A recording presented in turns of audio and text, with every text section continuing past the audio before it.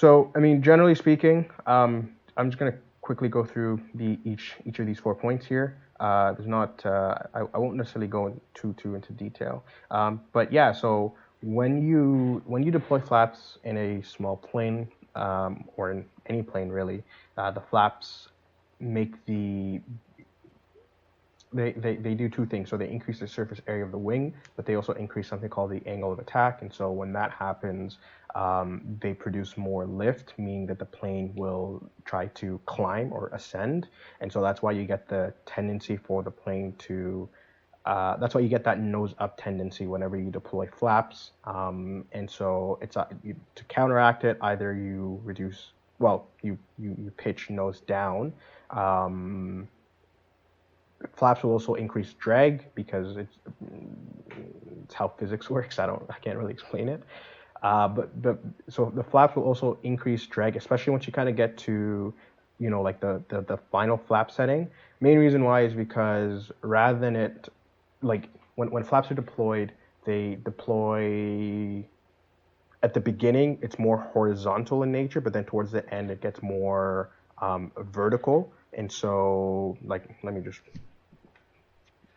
so at the beginning, when you deploy, say this is your, let me see which plane I can use. Say this is your wing. At the beginning, it'll just deploy, horizontally like that. So it'll increase the surface area on the wing. But then towards the very end, let's say, like your last notch of flaps, it'll be more curved downwards. And so that increases the surface area of the wing, but also increases the drag, which allows the plane to slow down. And so in order to make sure you're not going too slow and you don't stall, that's why you increase throttle. And that's why he asked us to increase throttle once we're at flaps 30.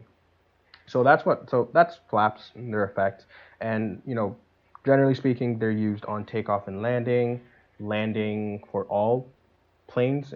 There are exceptions for when you don't want to use flaps. I believe the exceptions for when you don't use flaps are during crosswind landings. There's also one more, I forget. Someone's in the chat and can chime in, that would be great. Yeah, I'm forgetting what that second one is. Yeah, I don't know.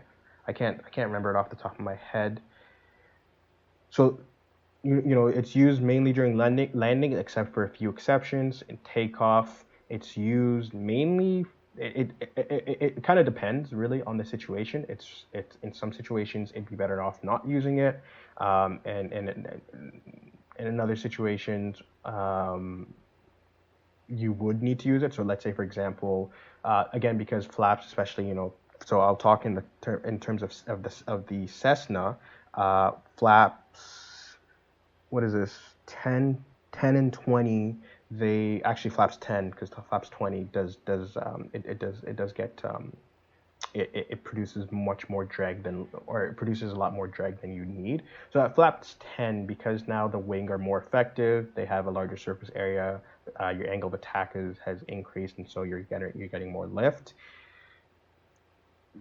That's useful not just on the Cessna, but also on like larger airliners. They have their own flap settings, but it's the same concept. When you're taking off, especially on short runways, that increased lift helps you get off the ground sooner, which is obviously safer because the runway is shorter, and so you don't want a scenario whereby you reach the end of the runway and the plane is still on the ground, and so that's when flaps are really useful during takeoffs. So that's flaps, their effect, what they're used for.